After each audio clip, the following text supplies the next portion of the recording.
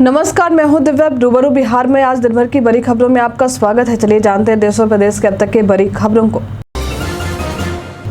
PM Modi ने कहा है कि अगर कांग्रेस केंद्र में सत्ता में आती है तो वो लोगों की संपत्ति लेकर मुसलमानों को बांट देगी। ये अर्बन नक्सल वाली सोच मेरी माता बहनों, ये आपका मंगलसूत्र भी बचने नहीं देंगे, इस हद तक चले जाएंगे। विपक्षी नेताओं ने पीएम मोदी के बयान पर पलटवार किया है। राहुल गांधी ने पीएम मोदी के बयान पर कहा है कि पहले चरण के मतदान में निराशा हाथ तकने के बाद नरेंद्र मोदी के झूठ का असर इतना गिर गया है कि घबरा कर वो अब जनता को मुद्दों से भटकाना चाहते हैं। बाजार को व्यापक बनाने और स्वास्थ्य देखभाल खर्चों से पर्याप्त सुरक्षा बढ़ावा देने के उद्देश्य से बीमा नियामक इरडा ने स्वास्थ्य बीमा पॉलिसी खरीदने वाले व्यक्तियों के लिए 65 वर्ष की आयु सीमा हटा दी है। 4 वर्षीय स्नातक डिग्री वाले छात्र अब सीधे पीएचडी कर सकते हैं यदि उनके पास 75% कुल अंक या समकक्ष ग्रेड है। रविवार को यूजीसी के चेयरमैन जगदेश कुमार ने यूजीसी के नियमों में बड़े बदलाव करते हुए यह ऐलान किया है। उन्होंने कहा है कि 4 साल के स्नातक डिग्री वाले छात्र अब सीधे राष्ट्रीय पात्रता परीक्षा यानी नेट में भी शामिल हो सकते हैं। यूजीसी प्रमुख ने कहा है कि 4 साल के स्नातक डिग्री वाले छात्र अपने स्नातक पाठ्यक्रम के किसी भी विषय में पीएचडी कर सकते हैं। अमेरिकी कांग्रेस की लेटेस्ट रिपोर्ट के मुताबिक कुल 65,960 भारतीयों को साल 2022 में अमेरिकी नागरिकता मिली है, जिससे मैक्सिको के बाद भारत अमेरिका में नए नागरिकों के लिए दूसरा सबसे बड़ा स्रोत देश बन गया है। पिछले कुछ साल से AI generated deep fake video को लेकर तरह तरह की बातें सामने आ रही हैं। आपको बता दें कि हाल ही में बॉलीवुड एक्टर रणवीर सिंह इस AI generated deep fake video का शिकार बने हैं। अभिनेता का एक डीप फेक वीडियो इस समय सोशल मीडिया पर तेजी से वायरल हो रहा है, जिसमें वो राजनीतिक पार्टी को प्रमोट करते हुए दिखाई दे रहे हैं।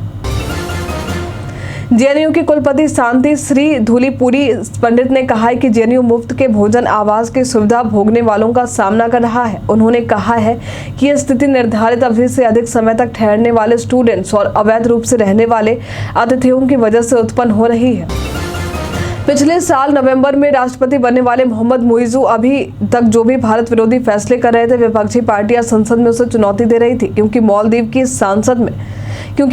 की संसद में रविवार से पहले तक भारत समर्थक पार्टियों के पास बहुमत थी, लेकिन रविवार को हुए संसदीय चुनाव में भारत समर्थक पार्टियों का सुपरा साफ हो चुका है। रविवार को चुनाव के नतीजों से पता चला है कि मालदीव के राष्ट्रपति मोहम्मद मुइज़ू की पार्टी ने संसद में प्रचंड बहुमत हासिल कर ली है।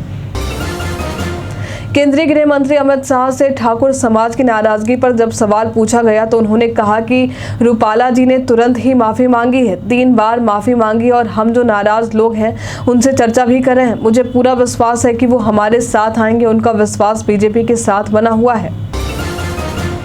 बिहार में शिक्षा विभाग ने नए नियम के अनुसार निरीक्षण पदाधिकारी या निरीक्षणकर्ता प्रतिदिन 10 स्कूलों की जांच करेंगे। कार्य दिवस के दिन कोई भी शिक्षक स्कूल से अनुपस्थित रहता है, उनका 1 दिन का वेतन काट लिया जाएगा। वर्तमान में अभी स्कूलों में गर्मी की छुट्टी चल रही है। लोकसभा चुनाव के बीच पश्चिम बंगाल की ममता सरकार को शिक्षक भर्ती घोटाला मामले में बड़ा झटका लगा है। कलकत्ता हाई कोर्ट ने पूरे पैनल को अमान्य करने का आदेश दिया है। हाई कोर्ट ने पश्चिम बंगाल स्कूल सेवा आयोग पैनल द्वारा की गई स्कूल शिक्षक भर्ती को रद्द कर दिया है, जिसके बाद 23,000 शिक्षकों को अपनी नौकरी से हाथ धोना पड़ेगा। दिल्ली के मुख्यमंत्री अरविंद केजरीवाल को एक बार फिर से कोर्ट से बड़ा झटका लगा है। सीएम केजरीवाल को राहत देने की मांग वाली याचिका सोमवार को दिल्ली हाई कोर्ट ने खारिज कर दी है। इसके साथ ही कोर्ट ने याचिकाकर्ता के ऊपर 75,000 रुपए का जुर्माना भी लगाया है। मायावती अमरोहा व गाजियाबाद में आयोजित जनसभा में भाजपा व कांग्रेस पर जमकर बरसी है। कहा है कि भाजपा वाले चुनाव में घर घर जाकर कहते हैं कि मुफ्त राशन का कर्ज उतारना है, वो एहसान नहीं कर रहे हैं, आपके टैक्स से दे रहे हैं। वैसे भी गरीबी राशन देने से दूर नहीं होगी, इसके लिए हर हाथ को काम की जरूरत है। बिहार के बाहुबली और पूर्व विधायक अनंत सिंह इन दिनों गंभीर बीमारी से जूझ रहे हैं। जेल में बंद पूर्व विधायक अनंत सिंह को आईजीआईएमएस में भर्ती करवाया गया। डॉक्टरों के अनुसार उनके स्वास्थ्य में सुधार हो रहा है, वे खतरे से बाहर है। बेऊर कारा के अधिकारियों ने शनिवार को मेडिकल बोर्ड की अनुशंसा पर उन्हें आईजीआईएमएस में भर्ती कराया था। पिछले साल के अंत में सरकारी विभाग ने सभी भारतीय स्टेट बैंक के अकाउंट धारकों को एक फर्जी एसएमएस वाले स्कैम के बारे में चेतावनी दी थी। ये एसएमएस एसबीआई बैंक की तरफ से भेजा हुआ लग रहा था, पर असल में फर्जी था। इस एसएमएस में धमकी दी जा रही थी, अगर आप एसएमएस में दिए गए लिंक पर क्लिक करके अपना पैन कार्ड अपडेट नहीं कराते हैं तो आपका एसबीआई योनो अकाउंट ब्लॉक कर दिया जाएगा। दुनिया के सामने एक महायुद्ध जैसी स्थिति बनी हुई है। इसने भारत समेत कई देशों की चिंता बढ़ा दी है। भारत के इसलिए क्योंकि ईरान अगर होर्मुज़ जल डमरू मध्य अवरुद्ध कर देता है तो भारत के लिए कच्चे तेल का आयात मुश्किल हो जाएगा। इससे तेल और LNG की कीमतें बढ़ सकती हैं। मेटा के ही अन्य प्लेटफॉर्म फेसबुक और व्हाट्सएप ने अभी तक अपने प्लेटफॉर्म पर इस तरह का कोई फीचर रिलीज नहीं किया है। नए अपडेट के बाद इंस्टाग्राम पर अश्लील फोटो भेजने पर पहले वार्निंग भी मिलेगी। ये फीचर 18 साल से कम उम्र के दुनिया भर के सभी इंस्टाग्राम यूजर्स के लिए डिफॉल्ट रूप से ऑन रहेगा। वयस्कों को इसके लिए एक नोटिफिकेशन मिलेगा। मुसलमानों के खिलाफ टिप्पणी को लेकर राज्यसभा सांसद कपिल सिब्बल ने प्रधानमंत्री मोदी पर निशाना साधा है। कांग्रेस के पूर्व नेता सिब्बल ने कहा है कि पीएम मोदी को देश से माफी मांगनी चाहिए। उन्होंने मुसलमानों के खिलाफ जो बयान दिया है वैसे तो उन्हें राष्ट्रीय स्वयंसेवक संघ यानी RSS ने भी नहीं सिखाया होगा। मोहन भागवत क्यों चुप है? हम RSS का विरोध करते हैं और करते रहेंगे। पूर्व सांसद शत्रुघ्न प्रसाद सिंह ने आयोग को भेजे गए पत्र में कहा है, आरोप लगाया है कि भाजपा नेता गिरिराज सिंह के बयान से ये प्रमाणित हो रहा है कि चुनाव के दौरान एक खास मजहब को बदनाम करने, आतंकित करने और दहशत फैलाने की गैर कानूनी कार्रवाई उनके द्वारा की गई है, जो आचार संहिता का उल्लंघन है।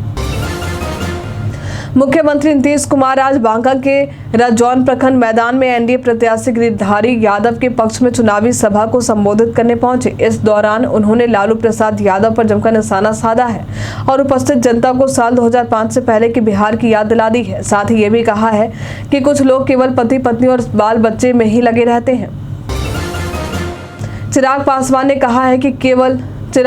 कहा है कि लेवल प्लेइंग ही चल रहा है। उन्होंने तेजस्वी यादव को चुनौती देते हुए कहा है कि ये और इनके घटक दल खाता भी खोल लेते हैं तो इनके लिए यही सबसे बड़ी उपलब्धि होगी।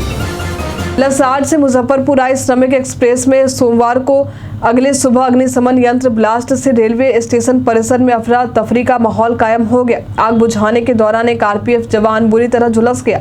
इलाज के दौरान उसकी मौत हो गई है। बताया जा रहा है कि अचानक अग्निशमन यंत्र ब्लास्ट हो गया जिससे जवान बुरी तरह झुलस गया था। डिप्टी सीएम विजय सिन्हा से ये सवाल किया गया कि तेजस्वी यादव कह रहे हैं कि ED, CBI और IT भाजपा की जमाई है। उसके बाद इस पर पलटवार करते हुए विजय सिन्हा ने कहा है, इस देश में जितने गलत काम करने वाले हैं वो तेजस्वी के दोस्त हैं और वो नाजायज औलाद हैं।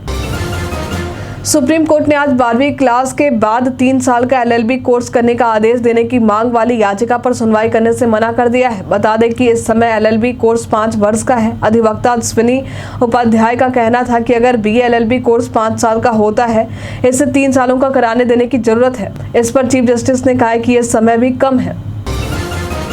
लोकसभा चुनाव के बीच भाजपा के हैदराबाद लोकसभा उम्मीदवार कोम्पिला माधवी लता का वीडियो सोशल मीडिया पर काफी तेजी से वायरल हो रहा है। इस वीडियो में लता रामनवमी जुलूस के दौरान एक मस्जिद पर एक काल्पनिक तीर चलाती नजर आ रही थी, जिसके बाद उन पर एक प्राथमिकी दर्ज की गई है। AIMIM के सुप्रीमो असदुद्दीन ओवैसी ने संसद में अल्पसंख्यक समुदाय की महिलाओं से कम प्रतिनिधित्व पर तंज कसते हुए मुस्लिम महिलाओं को आरक्षण देने की बात की है।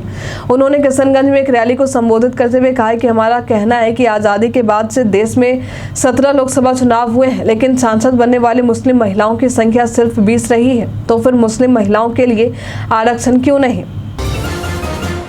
भारत के कुछ हिस्सों में इन दिनों प्रचंड गर्मी को लोग महसूस कर रहे हैं। कई क्षेत्रों में तापमान 40 से 46 डिग्री सेल्सियस के बीच रहा। भारत मौसम विज्ञान विभाग यानी कि IMD की माने तो छत्तीसगढ़, झारखंड, उड़ीसा और गंगेय पश्चिम बंगाल में दिन भर लू से लेकर भीषण लू तक की स्थिति बनी है।